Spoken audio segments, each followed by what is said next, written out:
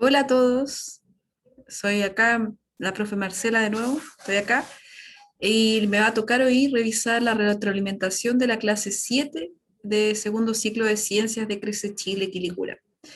Acá vemos de fondo a Albert Einstein. ¿Por qué? Porque él fue uno de los físicos más importantes de la historia de la humanidad, sino que puede ser el más incluso importante. Y la clase que vimos pasada fue prácticamente pura física, o fue pura física.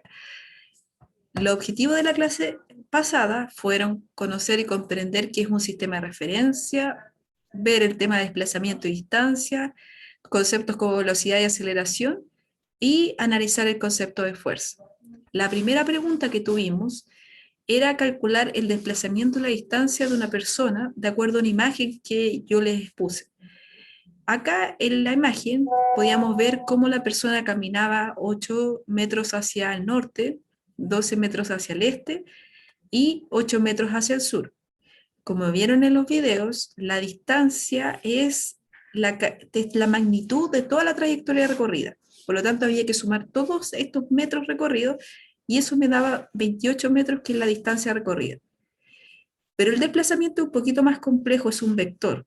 Los vectores en física tienen una magnitud, un número, pero además tienen una dirección y un sentido, ¿ya? Por lo tanto, en este caso el desplazamiento es un vector que unía el punto inicial con el punto final. Y en este caso, al unir el punto inicial y el punto final, tenemos recorrido 12 metros, porque desde aquí hasta acá hay 12 metros, ya que es como igualita a la raya que está aquí arriba. Pero si le agregamos el sentido hacia el este, de ahí le estamos agregando la dirección y el sentido en cierta forma, porque va como en línea recta y hacia el este, ¿ya? El desplazamiento siempre es en línea recta. La segunda pregunta se equivocaron bastante y yo sé, se entiende por qué, porque es bastante compleja y era un poquito capciosa. Dice, ¿es posible que un objeto se encuentre en reposo y en movimiento al mismo tiempo? La respuesta correcta era sí, depende del sistema de referencia en el cual se considere inserto el objeto. ¿Qué quiere decir esto? Yo aquí tengo una imagen de una mujer que está en un vagón del tren.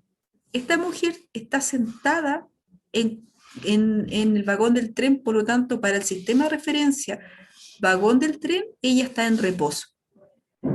Pero para el sistema de referencia de la calle, por ejemplo, si hay alguien mirándola a la calle, va a ver que ella va a pasar moviéndose, porque el tren se está moviendo. Y por lo tanto, para la calle, como sistema de referencia, ella va a estar en movimiento. Por lo tanto, ella va a estar en reposo y en movimiento al mismo tiempo, dependiendo del sistema de referencia que consideremos. La pregunta 3 decía, ¿en qué caso el desplazamiento puede ser igual a la distancia recorrida? Estamos hablando en cuanto a magnitud, porque en realidad el desplazamiento es un vector, por lo tanto tiene dirección y sentido.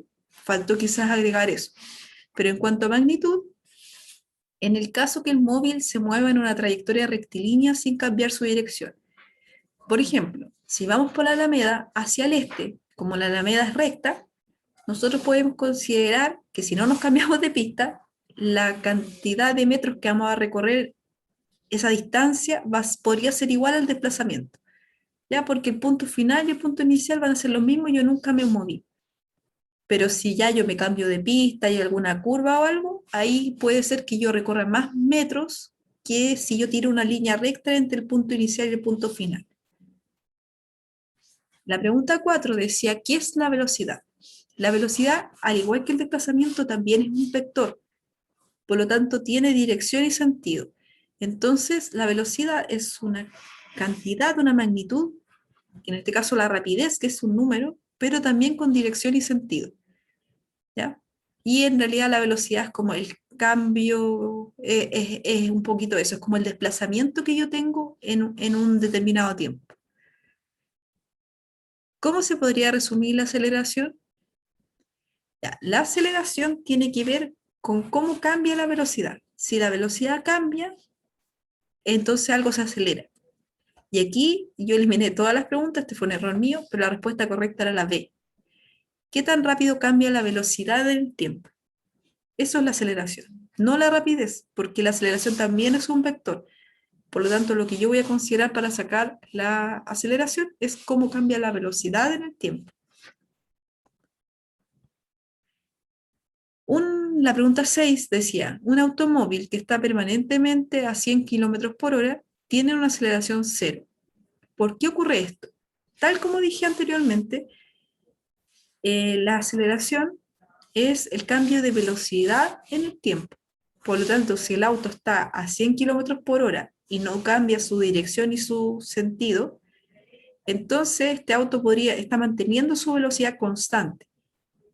¿Ya? Entonces, la respuesta correcta es porque si tiene una rapidez constante de 100 kilómetros por hora y además no cambia ni de dirección ni de sentido, entonces su velocidad permanece constante. Por lo tanto, no hay aceleración. La pregunta 7 decía, en tus propias palabras, ¿qué son las fuerzas? Aquí ustedes podían usar lo que ustedes quisieran porque le estaban preguntando en sus propias palabras. Pero las fuerzas, yo lo voy a poner así como bien textual y ahí lo podemos explicar. Dice, las fuerzas es un tipo de acción recíproca entre dos o más cuerpos que puede, aquí faltó una palabra, generar cambios en la forma o en el movimiento de un cuerpo. O sea, una fuerza en general es algo que puede hacer que algo se mueva o que deje de moverse también, porque algo puede hacer que frene, por ejemplo, algo que se está moviendo y también hay una fuerza, como la fuerza de roce, que hace que algo que se está moviendo frene. O también algo cuando se deforma algo, también hay una fuerza. Si yo aprieto algo con mucha fuerza, como uno mismo lo usa, eso puede deformarse o perder su forma. Y ahí también nuevamente hay una fuerza. Acá esta pregunta decía, selecciona si es una fuerza de contacto o a distancia de las siguientes situaciones. ¿Ya? Entonces ustedes tenían que seleccionar en cuál caso era de contacto la fuerza o en qué caso era de distancia. ¿Ya? En el lanzamiento de un balón, ustedes tocan el balón con la mano y lo lanzan, o con el pie también, si es caso de fútbol.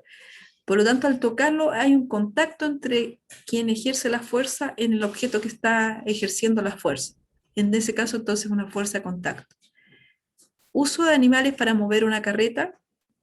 También la carreta está unida con los animales, por lo tanto hay un contacto directo ahí y también es una fuerza de contacto. En cambio, por ejemplo, la gravedad nos atrae, el centro de la Tierra es quien nos atrae. Y ese centro no está en contacto con nosotros. Y este centro de la Tierra también, bueno, en realidad toda la Tierra completa nos atrae. Hay un error en lo que dije. Pero esta Tierra, por ejemplo, también atrae a la Luna. Y la Luna no está en contacto con la Tierra. Pero sin embargo, igual es atraída por la Tierra. Por lo tanto, no se necesita estar tocando una cosa con otra para que esa fuerza actúe sobre la Luna. Y en ese caso, entonces, la gravedad es una fuerza a distancia. Y la atracción de imanes es lo mismo. Uno, si se tiene un imán poderoso, ustedes pueden como acercarlo a algún metal y ustedes se van a dar cuenta que el metal se va a mover, sin necesidad de que haya contacto. También obviamente al haber contacto, pero también actúan sin el contacto, por lo tanto eso también se considera una fuerza a distancia.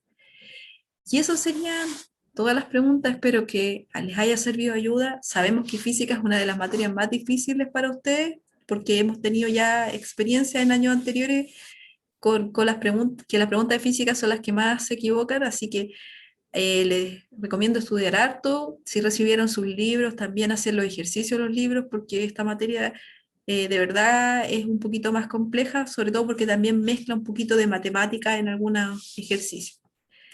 Saludos a todos, espero que tengan una muy buena semana, que no tengan muchos problemas y siempre dedíquenle un ratito a estudiar, aunque sea media hora diaria, de repente en la micro.